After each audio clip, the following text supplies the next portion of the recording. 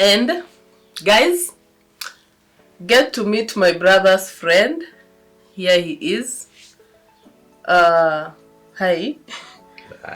On the exact time when we picked them up, because she also had a friend with her, because 9 something. it was around 9. We were already tipsy. Hiyo sherehe ilikuwa tushaanza kitambo. So in relation, so we decided to fix this other friend of ours. He had to call his wife at 9, telling him he's not coming home. He's going to Western. And so when I met you, honestly, nothing much. The same respect I accord my brother, it is the same respect I accorded you. And then to my assumptions, I knew since my bro is married, I knew definitely he must be hanging out with the people who are also married. And then another thing, so ulikuwa unaona tu this guy is a mbaba. Having me Simbabe look that kind of person mwenye ako serious. Yani he was more of a joker. So anyway, as I told you earlier, for us we were at that point where we are independent ladies, and I didn't know life happening and all that. And then not really. I think it came with that respect in I accord my elder bro. You know, from my brother to me, there are 2 people in between us, and there's that age difference, that gap that is quite huge. And then another thing, as he has mentioned earlier, they were tipsy. And then from the way you are dressed, not that you are dressed vibaya, but it didn't yani first impression you didn't look. So mali safi, it will go mali safi.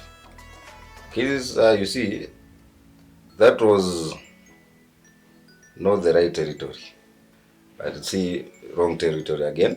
So hiyo nikasema hiyo idea potelea mbali until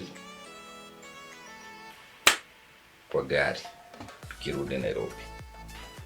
So when I was showing them, nikasikia unaweza nitumie hizo mapicha. That was a sign kama naambia hebu ni aje, hebu nisaidie namba yako. Wait.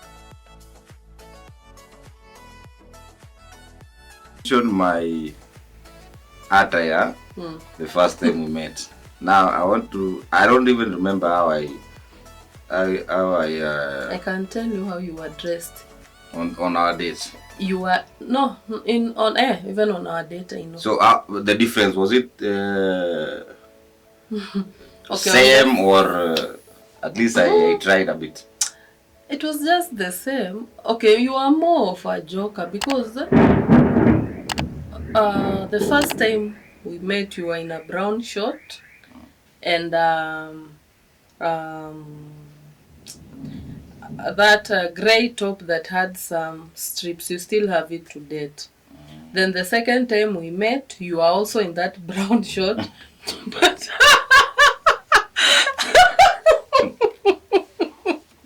But now in a ilikuwa na kismat, hiyo short ilikuwa na kismat. But so this guy he's kind of sounding I'm the one who initiated the whole thing, ama so umependa photos za mwenye amechukua photos hadi na menjes. The camera, you saw it. iPhone, photos and the photograph. But I'm not the one who initiated the whole thing. No, but I'm saying that's how I felt like. And for a minute, I know she's my brother, my best friend's sister.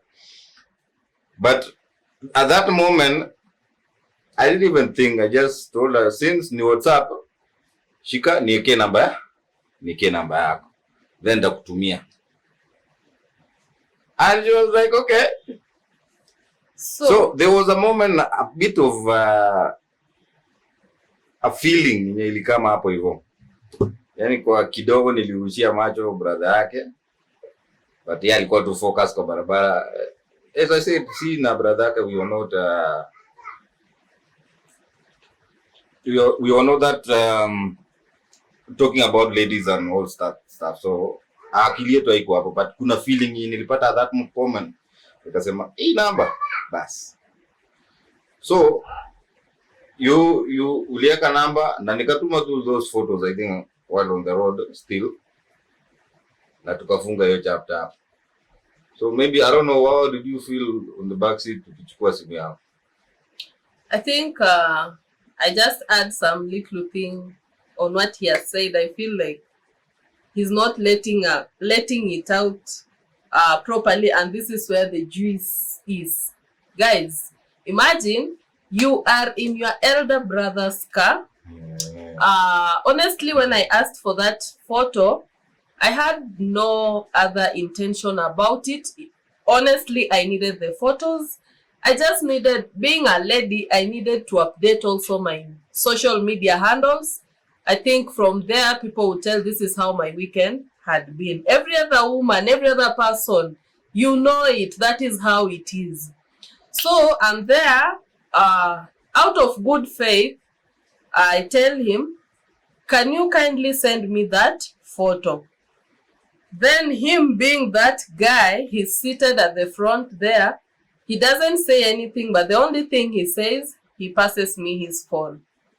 Then I get to key in my number, I give it to him. As of that time, I told you from the word go, I knew he's married. But now, I don't know. Simply because there's no, whatever it is that you think there was, I just knew those are photos that you are sending me. Given that respect I accord my elder bro till date, I knew if this is the kind of person he's hanging out with, we couldn't get to that point. So, something also happens. I've given him my number. Then my best friend, I think something also trickles him. What is happening? Then the next thing she does is, then I'm like, nothing much. I just need the photo. Then he's like, Yani we were so used to, one day I'll bring her here. We were so used to one another until she's like, and then for a minute, I was like, what have I done? But anyway, I was left in my own, I was debating in my mind, in case my bro will ask me why I did that, I'll just say nothing much, which was then, by the way, nothing much. I just needed that photo. So, guys, that is what we call laugh at first chicken. There is no way, you know it's your brother sitting on the driver's seat. You are ready to put my number on your number on my phone, and he can do that. So maybe you didn't know, but Apple, love as fast chicken. I'm not a chicken. I'm just saying because metaphorically we're eating chicken. Na mind you, hizo photos zote zilikuwa mostly selfies. Mingi zenye nimechukua. Kuna zile za food lakini zenye zilikuwa selfie. So hata kama you na update your photo lazima ingenipata mubaba. So admittingly maybe you didn't know. But mimi when I said kulikuwa na ka feeling hapo. Kutanisha na ile, you remember nikisema home until we met tukaingia kwa gari. Now that was the second time I felt an inch. Another feeling. But now sasa niko na namba. Bas. Wait. We all know. Guys. Not guys. Tell me. If it were you, that is your sister, your best friend has exchanged now their contact with your sister, honestly, how would you take it? Yeah, there is that feeling, I know.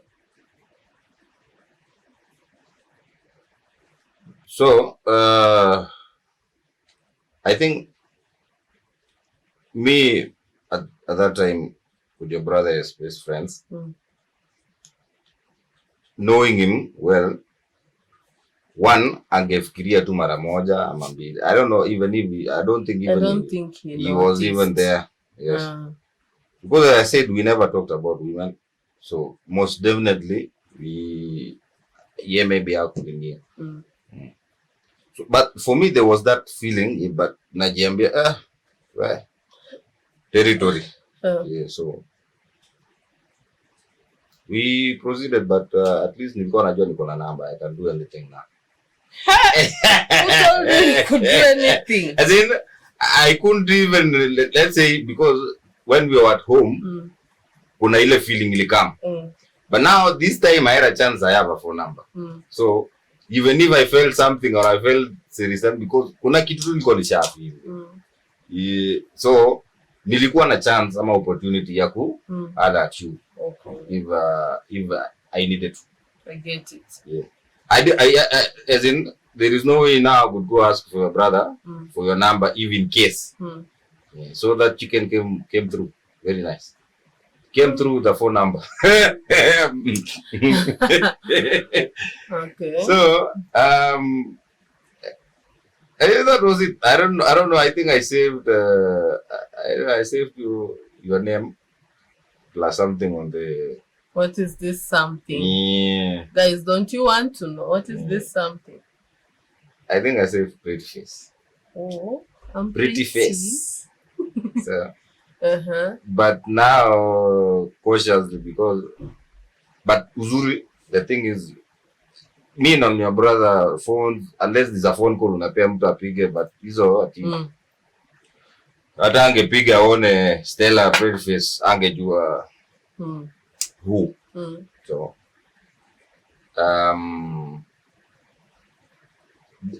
for me, I can actually confess there was a feeling I had at then. But I said, at least I have a number. I'll take it up a notch if I want. And you done? So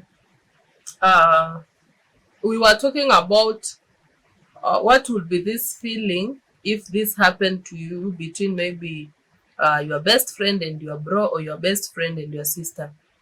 Then if it happened to me, then when it happened, I think honestly I wouldn't feel okay. But in your cycle you get to know the kind of friends you have. You get to know this one can get to this point, this one can get to this point.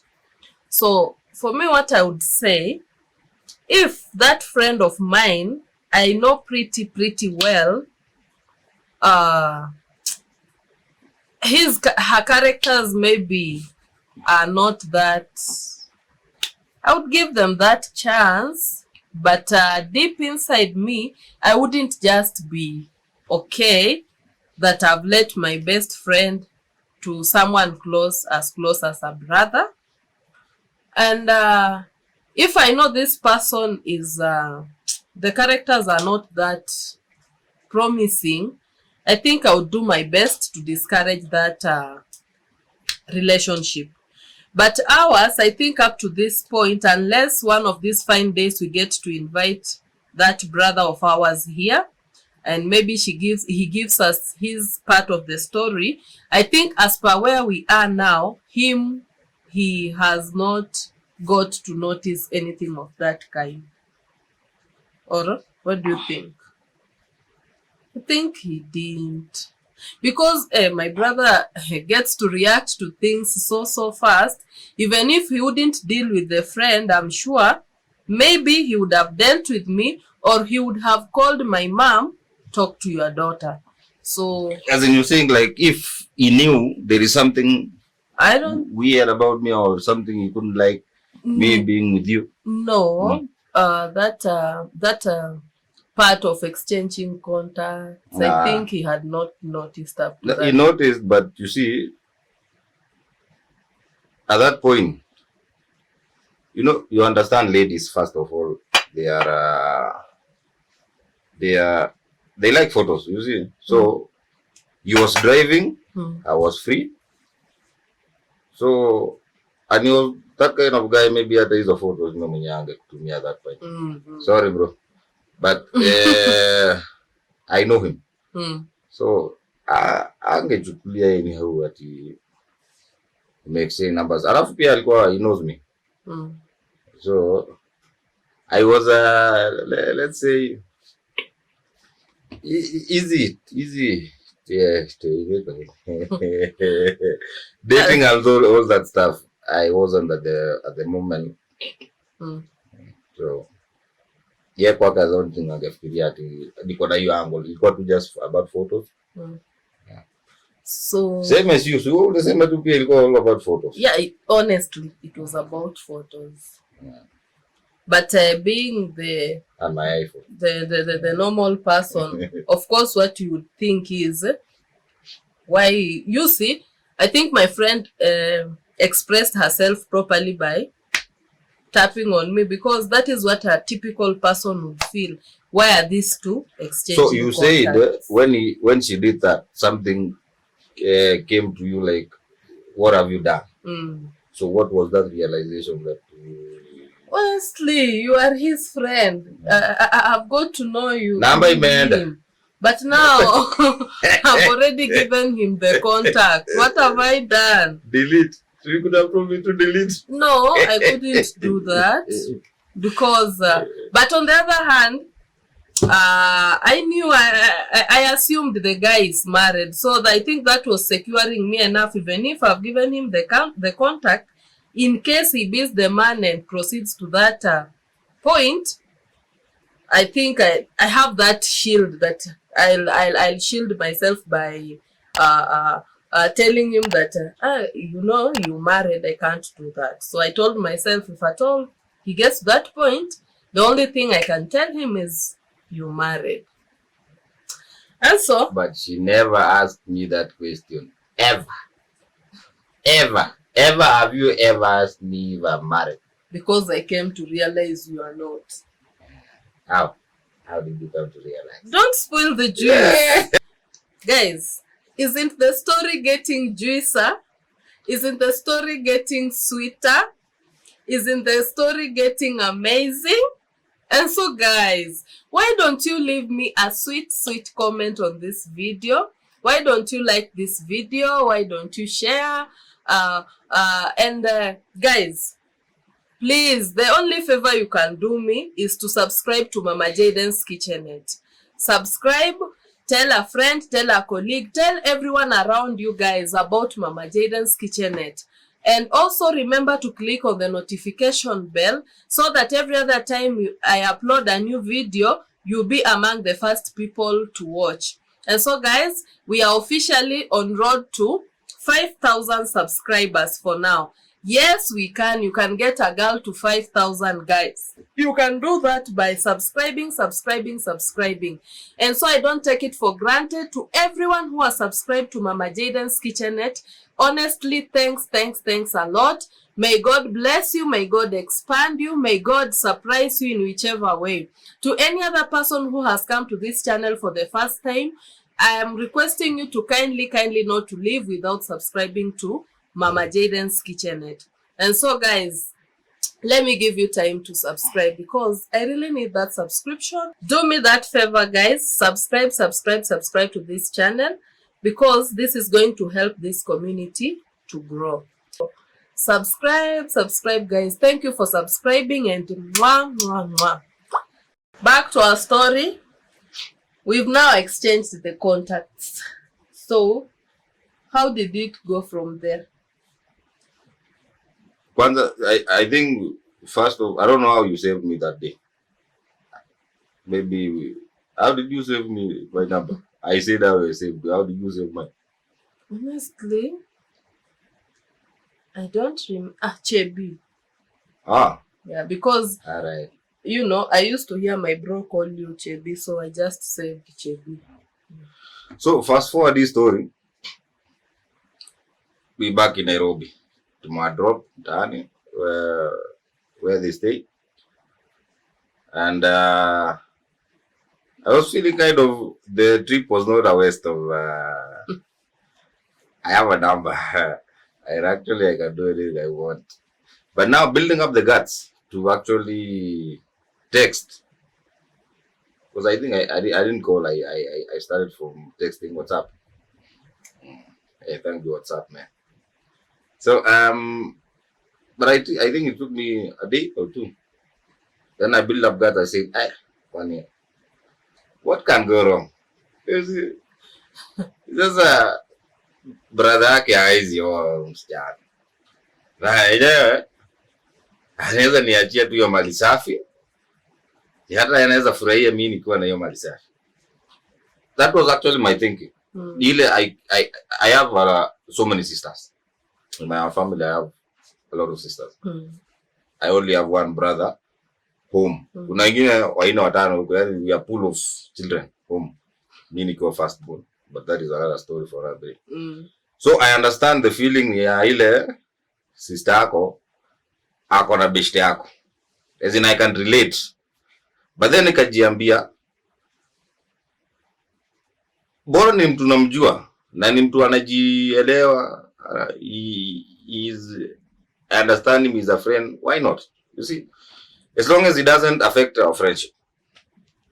So I texted her, and after we've talked for some time, nikamwambia, why not we meet somewhere? Na akasema alright. Bas, sasa location, nikajua hapa lazima nipeleke area yenye at least somewhere where I know I can. You cannot meet my bro. Yes, I know where his brother is, where he can go.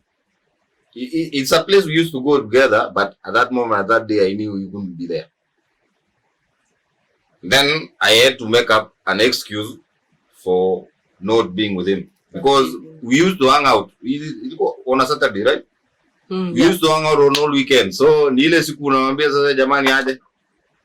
There is a word we used to use. It is so nasty. But I don't think I used that day. The eventualities za baadaye ndio tulitumia. But anytime tulikuwa tunataka a topic we didn't used to, yani ndio asiniulize any other story. Unaambia tu mimi nimeenda kutoa kuku manyoya, niko na kuku natoa manyoya. That's it. Kwa wanaume unajua hii mambo. Sounds nasty. But now that is the phrase we used to use. We don't talk about it. You see, you say that, that is it.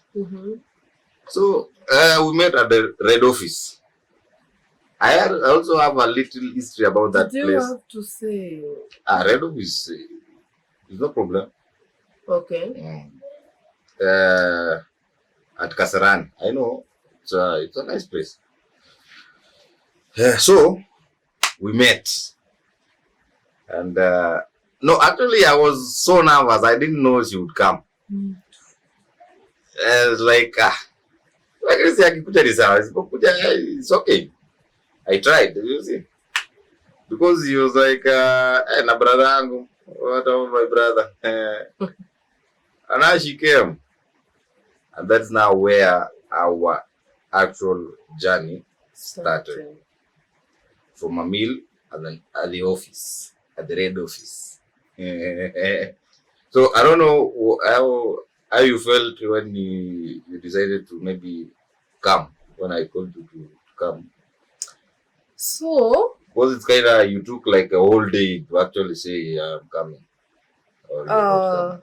You know, as I said earlier, we were at that point where honestly we were desperate, because it seems we were not finding the so-called Mr. Right, and we had resolved this phrase of ours, we are independent ladies, and the moment we began communicating, of course this friend of mine she was in picture from the word go. I would share behind the scenes, you know, this and this is happening. What do you think about it?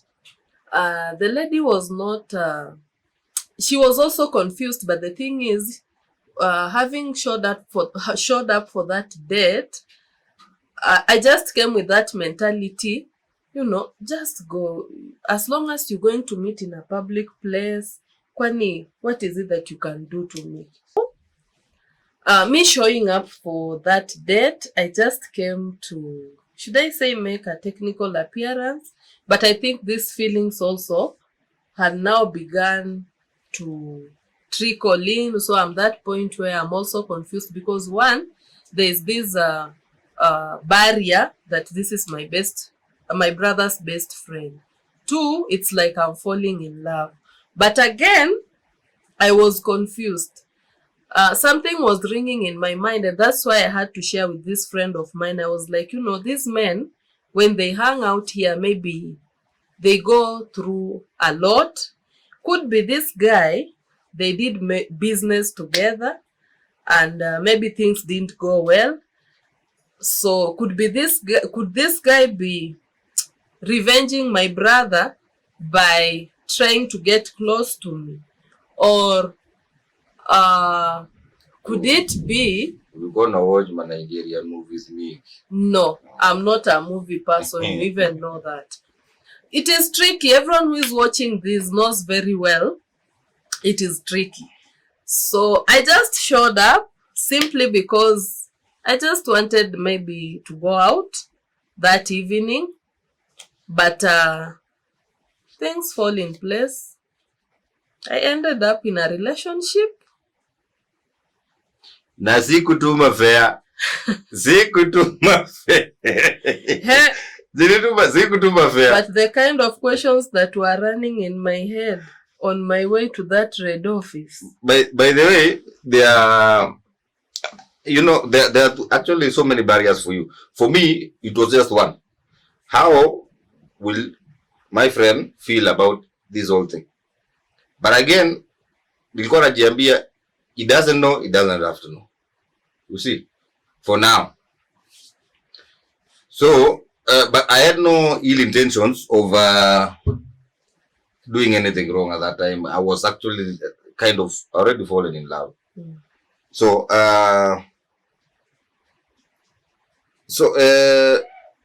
for me, the only barrier that was there is your feeling na brother. Hii friendship ile siku atajua kama tutai happen, will it break ama itakuwa? But now for her, she had that one barrier. Ile is I'm a friend to his brother. This guy, pia ni mtu happy. You came to tell me later on, hey, history ya watu wa kumeza nini. She was not into it. But don't nakwambia there was love at first chicken, no, first sight. Because there are so many things. The fact that you came here sick, you too, that was for, it was like a tick for me. Like sasa nilikuwa najua bas, hii sasa kashaiva, imeenda. Yeah. So, wadau, the men out there, si lazima utume fare. Si lazima utume fare.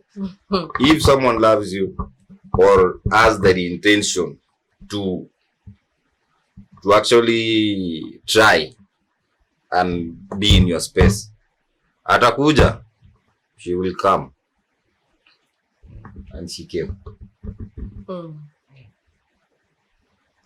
So, the first date, I think it was nice. You were a bit, we were all nervous anyway. But mimi venye ulifika, I think I was settled. So, that point, ndio nikasema, hata brother yake akiwalk in hapa hivi. Kaende. That's a swali for you. Will you mention you had respect for your brother, but now you are here, umefika, hiyo respect ilipotea ama pia ulisema kaende?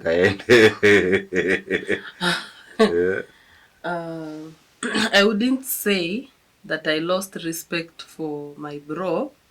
One, I said I thought he was married, so as we used to chat, I came to realize he's not married. Two, I was also looking for that potential husband because miaka ilikuwa inaenda pia. So I thought, I figured that was a perfect opportunity to go listen to him. Maybe I told myself maybe he's not even headed to that path ya love. Maybe some other thing. Let me go listen. No need of ignoring. Could be he's the potential man, and it wasn't wrong. So it doesn't mean that respect. So ilikuwa like kama si love bado ingine tu ni sawa. Ingine gani? Si umesema you are not even sure kama I was up for love ama ni ingine. And see, I don't really know he ingine where he's headed to, but I think your main question was if I lost respect for him. No, I didn't lose respect for him. That's why I went to meet this guy chini ya maji, yani he didn't know, so that respect was still there, but matters of the heart, at some point some values you have to let them go to achieve whatever it is that you out to achieve. So you decided to look out for yourself. Look for what's best for you. Exactly. And I was the best for you. Sure. Alright. So after that first date. So I think first of, let's say that was the first date. It was after like around a month because I texted for the first. Actually, the first text ilikuwa ya kushtua. You see ile ya kusema hi. Just to see if she can respond back ama as a reply. Kama ata reply ama ata reply. Kasema tu hi. Na akajibu nikajua tuende sana. So the date ilikuwa after like a month. Hii mwezi ilikuwa intentional man, because at that time this Muller was not, tulikuwa tunapiga sherehe ndio, lakini when it comes to now, because these are decisions I decided to make. I was not dating at the moment. Hiyo time yote I wasn't doing that. So ikuwa na ile pesa mshahara imeingia, sasa unasema hii ka 5k ka budget sasa kakae kando ka kudate asikuwa na. So nikungoja pesa ya hiyo mwezi kaingia, nikajua basi hebu acha nishtue, at least hata akikuja ama asema tunaenda wapi. This kwa najua napenda kuku. So budget yangu ilikuwa inachezea chicken. So you were loaded on that day. Yeah. Hey. Nazikutuma fia.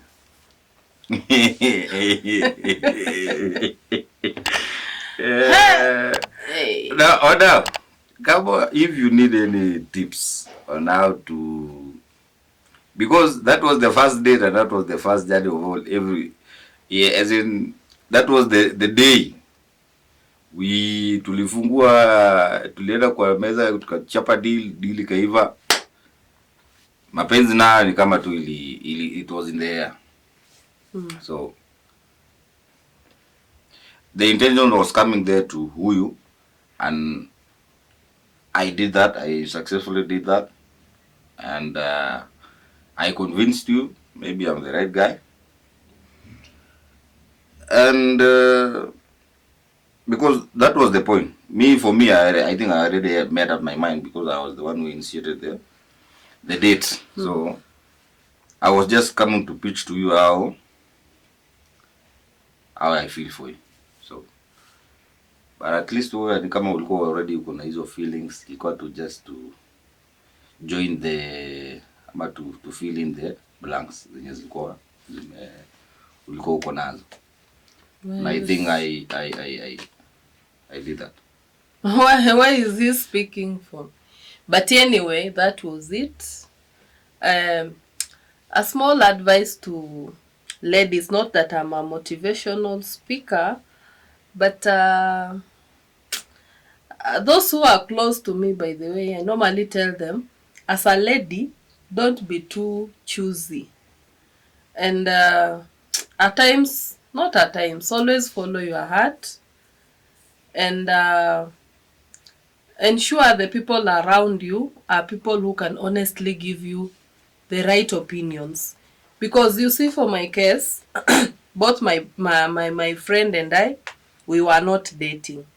So if this conversation was headed to wherever it was headed, if this friend of mine was not that true, maybe she would have told me, no, don't go. She wouldn't want me maybe to begin now to date, ye bado akiwa single. So one, if you are still in that space, follow the right people who honestly can tell you this is wrong, this is right, who can honestly wish the very best for you.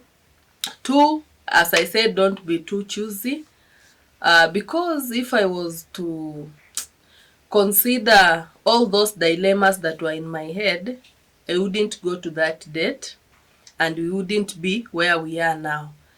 And so in conjunction with that, since then up to now, if I would be told to choose a man forever, it is him. I don't regret making that decision, and I hope I'll never regret. No, that one you most definitely won't regret. That one is a fact.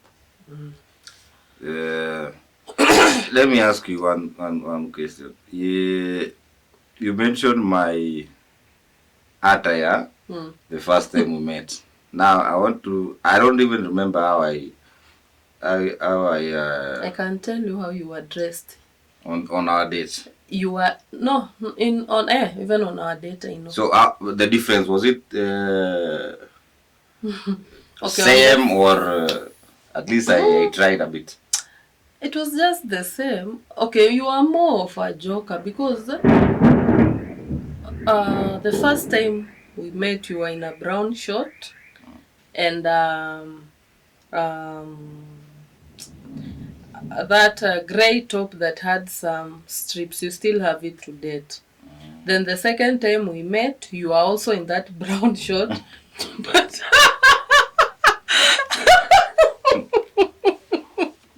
But now ilikuwa na kismat, hiyo short ilikuwa na kismat. But wait, that short has a history. Don't just laugh. But you are in that same brown short, but now in a red t-shirt. Now that will be a story for another day, but just to highlight, you remember after you proposed to me, I said yes. Then we began this journey of wanting to move in. I remember I met you at that estate where we went to live. You were in the same short. But now, no, I'm about to say something good. You are in the same short, but now in a navy blue top and some sneakers. Yani, that day, you had killed it. You know, the moment I alighted at that particular place, then you gave me a call. Oh, I'm standing at this particular point. I saw you and I was like, wow, he looks nice. So that shot, usidharau. Bado iko sio? So, guys, yeah, she says that I was kind of a joker, but facts are, when I was meeting her, I'm that kind of person who's taking nikuja na like this other person. I will show you who I am, the real me. If you don't like it, ni hivyo, yani nisikuwa nimefake it nikuja nijiambie ama basi si ningeacha nisidu hivi. No, I give you the real me. So venye unasema, hata unasema you're from Shago, my history pia mimi nimekuja Nairobi kusoma. I came Nairobi to nini, but mind you, kuna ile there was this kind of dress code I had when I was in high school, and I knew I killed it. I used to kill it. I don't know, at that time maybe nilikuwa na hiyo pesa yangu kidogo, sikuwa na mind sana, na pia if I get someone ajue ni real me, ni mimi hivyo venye niko. But hiyo short, I think divert na next interview wadau taonyesha hiyo short kwa YouTube shorts. So my first date hiyo siku sasa we spend more or less 6 hours. Jioni nikamdrop home, then I went back to my place, and even though aliingia box na Jani ikaanza dating Jani sasa. So ulifika home, what was your thoughts of the day? Uko najua tunaenda mahali ama mimi nilitoka, I knew now my, let's say, marriage journey imeanza. I was not turning back. So maybe I wouldn't say I was at that position to assure myself that the marriage journey had begun. But I think as much as I was falling in love, there was this small portion in me that I was convincing myself, anyway, just date him. In case it works, thank you, God. If it doesn't work, it's still fine. Let me give it a try. Maybe for the last time, I was telling myself I'm giving myself a try for the last time, hoping it will work. But I wouldn't say I would assure myself that that journey of getting married had really begun. Then back in my house, I think the first person I called was just that best friend of mine. Because for her, even as we were together, she was texting, how is it going? Nini. So of course, I had to update her. I'll bring her here one day. So that was it. The journey began. But still, there was that thing deep inside me. I had some doubt. Is this guy really, really, really serious? Yani, I still had that doubt. Before you managed to make me clear that doubt kabisa, mimi I would say there was that portion kalikuwa kamebaki. Yeah, am I really doing the right thing? Then I'm like, let me give it a try and see how it's going to work. So, after that day, I think we dated for around 6 months. Not actually 6 months, for a whole year. The whole year. It was a good time. I know. Kuiba ni tamu. But I'm saying, you see, there were some people, like the brother on my side, because we used to hang out every now and then. I didn't want him to know that we was dating his sister. But there was that feeling like, because we were so close. If we were at one given point, about ladies, I think I would have told him earlier. But we never had those conversations. So it was a good thing going on here. It was a good thing going on this other side. Good family. Now I'm okay. So around December, now we were closing the year. Tuliruka mwaka pamoja. And now we broke up. By the way, guys,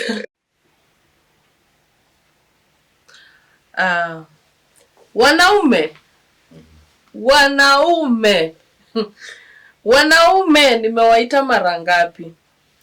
That said, you remember when we began this series, I told you guys the very first impression I saw from him, he was a joker. Hey, shock on me. Joke on you. I think now I'm the joker now. Shock on me and joke on me. Guys, this guy, throughout the dating session that time, now everything, now we've begun the dating journey.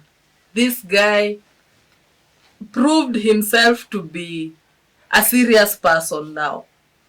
I remember there are so many things. I think up to now, we shall be telling you these stories as time goes by. There are so many things up to now. He's the very first person who made me either experience them. I think for the first time now in my dating journey, I got this baby girl treatment sasa. As much as he didn't send fare the first day, but now that baby girl treatment trickled in. Guys, as I'm saying, baby girl treatment. Baby girl treatment. This guy. So as I said earlier, I'm that naive girl from the village. Now the village guy is dating in the city for the first time.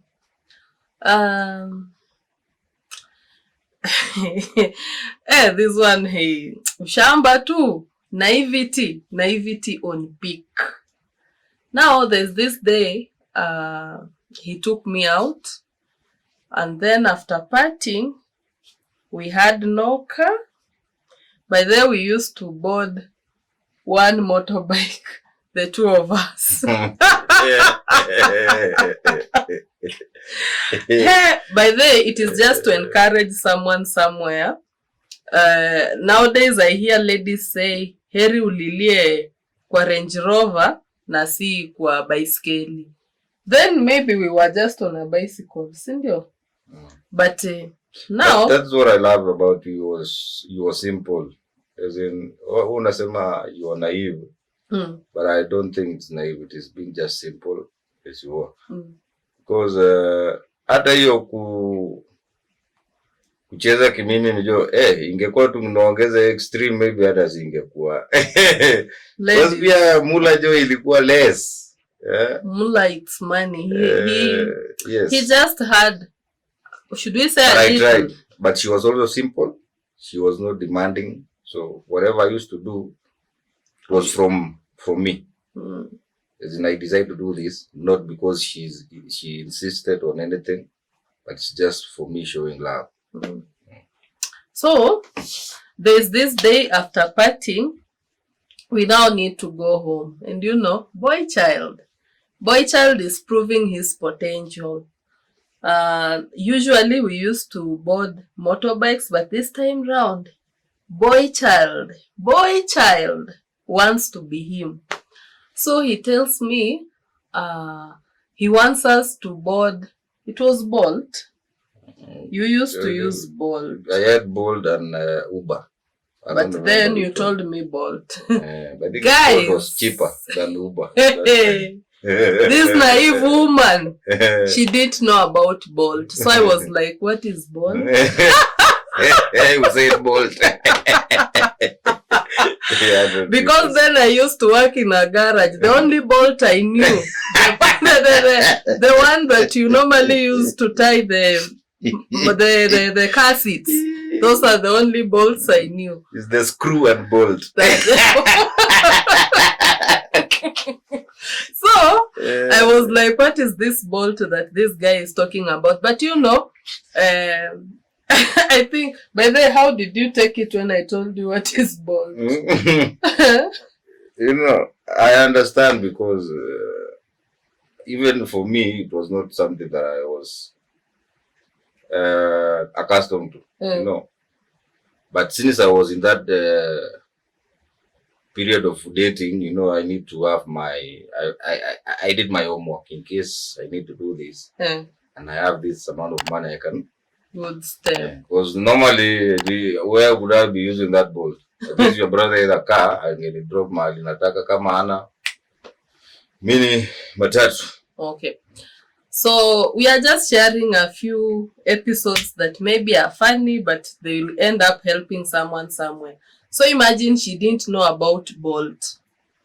Then I saw him take his phone, dial some things on his phone. Then within no time, I saw some taxi over there. Then we got in. They dropped me to my place. Then he went to his place. Hey.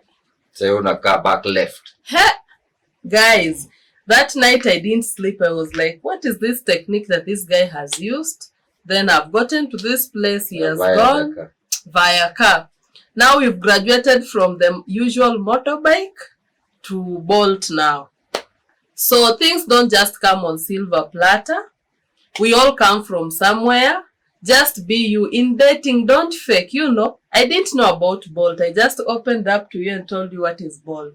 So that was us. I think at that point I got to know we are getting somewhere, because for the first time I was that free, there is that phase in a relationship where you seem to be hiding some of the things. You don't want that person that you are dating to know about them. But for me, my naivety, I just exposed it to him. Then there's a lot happened in between that year that he has mentioned up to December. And then there were again some few episodes. Professionally, my profession, you get to office from 8 to 5, then you go home. But for him, his profession, anytime you can be called to go to site. So there's this day we planned for a date. And then, guys, it was a Saturday. Imagine, after work, I've had to look for a nice dress. I want to look good. I even went to the salon with my own money. Then, I think it was 1 hour to, baby boy here calls me. You know what? We can't make it to that call. To that date, I've received a call. I have to go to work. I have to attend to duty now. I was mad. Until I remember telling you, you'll choose between your work and me. Was I realistic? This work, by that day, I remember I was assigned to Thika. I went to Thika 2 days. At that time I was the lead planner where I was doing lead planning engineer. So anything that is concerning planning, it was falling on me. So ningekosa kufanya hii job singepata pesa ya Bolt. The next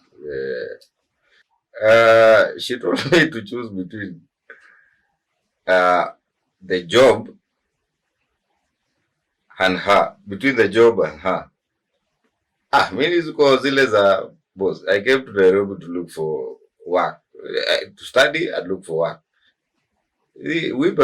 Kama tutafika hapa acha kazi kwanza, pesa kwanza. So sorry, I chose work that day. You would, even if it is now, just choose work, because I was not realistic. Honestly, I wasn't realistic. I know there are people going through such situations in their relationship. With the time, you'll just get to understand, because me, I wasn't in that. You should understand also, I was not in that position to understand, because my scope of work, you get to work in the morning, in the evening. But for them, you can even be in the house the whole day. Then somewhere around 4, 5 there, you are required to go to attend to duty. So that thing also almost made us to have some frequent squabbles, because this moment. But you see, it showed me one thing. It actually showed me one thing, that the love is there, the love is real, the love has grown.